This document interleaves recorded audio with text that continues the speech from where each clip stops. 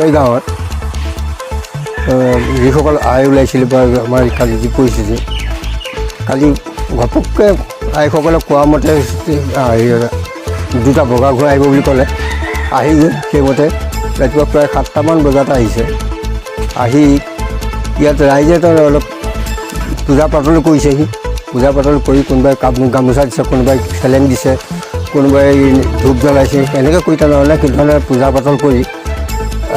পূজা পাতল কৰা হৈছে আৰু সন্ধিয়া টাইমলৈ ঘোঁৰাহাল নাইকিয়া হ'ল ক'লৈ গ'ল সেইটো কথা নাজানো আমি আৰু আজি সেই কালি উঠা গামোচাখিনি সেইখিনি আজি নাহৰতি থানত তেজসকলে জমা দিবৰ কাৰণে হেৰি কৰি লৈ গ'লগৈ চেলেঙো উঠিছে আজি গাঁওখনৰ পৰিৱেশ কেনেকুৱা এতিয়া গাঁওখনৰ পৰিৱেশ একদম শান্ত এতিয়া অন্যকটো আমি ক'ব নোৱাৰোঁ কিন্তু আমি বিশ্বাসত লৈছোঁ আমি বিশ্বাসত লোৱাৰ কাৰণে ভগৱানৰ প্ৰতি বিশ্বাস কৰি আমি কালি ভাবিছোঁ সেইটো আৰু সেইটোকে আমি হেৰি কৰিছোঁ অন্য কি ভাবিছে সেইটো আমি নাজানো আৰু কি ঘটনা সাতগৰাকী আই আহি আছেহি এই সাতগৰাকী আই এটাই কিগৰাকী নাহৰ থানলৈ গৈছে আজি নাহৰ থানলৈ গৈ তাত কালি উঠা গামোচা চেলেং য'ত টকা পইচা যি আছে সকলোখিনি তাত জমা দিম বুলি কৈ লৈ গৈছেগৈ এতিয়া ক'বলৈ মানে যিটো মই দেখিছোঁ বাৰু চকুৰ আগত সেইখিনি কথাই মই ক'ব বিচাৰিছোঁ আইসকল আমাৰ 7গৰাকীকৈ আই বহাগৰ বিহু আগৰ পৰাই আছিলে আৰু বহাগৰ বিহু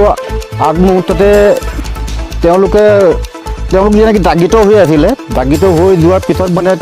সেই আইসকলৰ ভিতৰে এজন স্বামীয়ে তেওঁলোকক লৈ মানে বেয়া ব্যৱহাৰ কৰিছিলে যে আই বান্ধৱ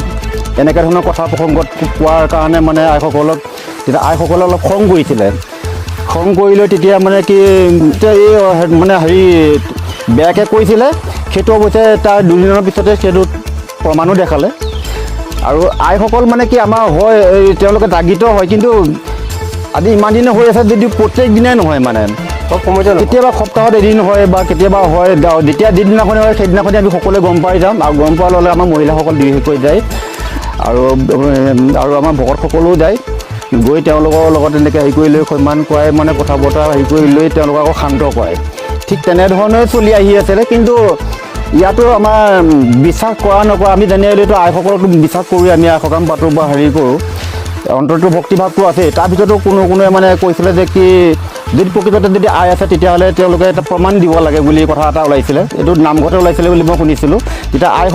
আইসকলৰ মুখতে ক'লে যে কি হ'ব কাইলৈ হেৰি ডাঙৰীয়া দুজন আহি আছে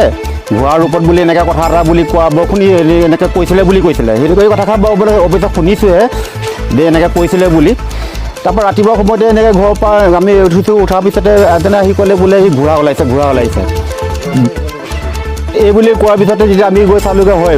ঘোঁৰা দুজন বগা ঘোঁৰা ওলাইছে বুলি কোৱাৰ লগে লগে তেতিয়া আমি মই গ'লোঁ গৈ দেখিলোগৈ হয় ঘোঁৰা দুটা আছে আৰু বাকী দুই এজনকৈ মানে প্ৰায় মানুহ মানে গেডাৰিং হৈ আহিছে আৰু তেখেতে তেতিয়া সেইমতে মই দেখিবলৈ পালোঁ আয়ে মানে এটা মানে কি ৰূপ এটা দেখাইছে মানে সেই ৰূপটো কালি হয়তো যিকেইগৰাকী আই ওলাইছিলে আই দাগিত হৈছিলে সেই আইগৰাকীৰ ভিতৰতে এজন গামবুঢ়াৰ বোৱাৰী এজনীও আছিলে সেই গামবুঢ়াৰ বোৱাৰীজনী মানে গামবুঢ়া 3জনক মাতিছিলে 3জন মাতোতে তাৰমানে আৰু 2জনৰ নাম কৈছে এজনৰ নামটো কোৱা নাছিলে তেতিয়া সেই বোৱাৰীগৰাকীয়ে মানে নিজৰ শহুৱেকৰ নামটো কৈ মানে তেওঁ মতাই আনিছিলে গতিকে তেতিয়া সেই কিবা এটা তাকে হেৰি আছিলে নাজানো আৰু সেইটো প্ৰসংগ লৈ নিজৰ বোৱাৰীয়েকে নিজৰ শহুৱেকৰ যে এনেকৈ কিবা এটা দুখ কৰি থৈছে পাক লৈ মানে গামবুঢ়াৰ পাক লৈ সেই কথাটো কোৱাৰ কাৰণে আমি বিশ্বাস কৰিবলগীয়া হৈছে যে এইটো তেওঁ নিজৰ শহুৱেকক নিজৰ বোৱাৰীয়েকে এনেকৈ ধৰণৰ গামবুঢ়া পাক লৈ এনেকৈ কথা এটা হয়তো জনমানসত মানে হেৰ প্ৰতিপন্ন নকৰিলে হ'লে এই ভিতৰতে আমি এটা লক্ষ্য কৰিছিলোঁ তেওঁলোকৰ কথা বতৰাৰ যি ধৰণৰ ব্যৱহাৰ যেনেকৈ ধৰণৰ কথা একো কথা দি তেওঁলোকে প্ৰাৰ্থনা ফাঁকি মাতে বা তেওঁলোকৰ ডাঙৰীয়াও ঠিক দিছিলে ডাঙৰীয়াজনৰ যেনেকৈ ধৰণৰ কথাবিলাক কৈছিলে ভাল ভদ্ৰ এনে সুস্থভাৱে এনেকৈ সুধিলে মানে তেওঁলোকে সেইখিনি কথা ক'ব নোৱাৰে যিটো নেকি ডাঙৰীয়া অৱস্থাত ঠিক দিয়া অৱস্থাত যেনেধৰণৰ কথা কৈছিলে সেই কথাখিনিৰ পৰা আমি ধৰিব পাৰিছোঁ যে কি প্ৰকৃততে ডাঙৰীয়া হয়তো ঠিক দিব লাগিব, তেতিয়াহে তেনেধৰণৰ কথা ক'ব পাৰিব। মন কৰিবলগীয়া কথা যে তেওঁলোকে যেতিয়া নেকি আইৰ বৰ আইৰ ওচৰলৈ সৰুকেইজনীক যেনেকৈ মতা হয়, সৰু আইকেইজনক, তেতিয়া তেওঁলোকে বাগৰি বাগৰি মাটিত বাগৰি বাগৰি যায় আৰু খুব ভালকৈ খোজকাঢ়িব নোৱাৰে। উঠিলোঁ খোজকাঢ়ি আহ বুলি ক'বলৈ বৰ আই যদি কয় খোজকাঢ়ি আহ বুলি যদি কয়, উঠিলে যেনেকৈ ধৰণৰ খোজকাঢ়ি যাবলৈ বিচাৰে, যাব নোৱাৰে, আকৌ পৰি যায়। গতিকে এনেকুৱা গাত কমজুৰি হৈ যোৱা পৰিলক্ষিত হৈছে, যেন শক্তিয়ে নাইকিয়া এনেকুৱা ধৰণৰ। আৰু কথাবিলাক ক'বলগীয়া হ'লেও সেই মতে কোনো আই 7গৰাকীৰ ভিতৰতে লেবা লেবাকৈ কথা কয় মানে, তেনেকুৱা ধৰণৰে আমি পৰিলক্ষিত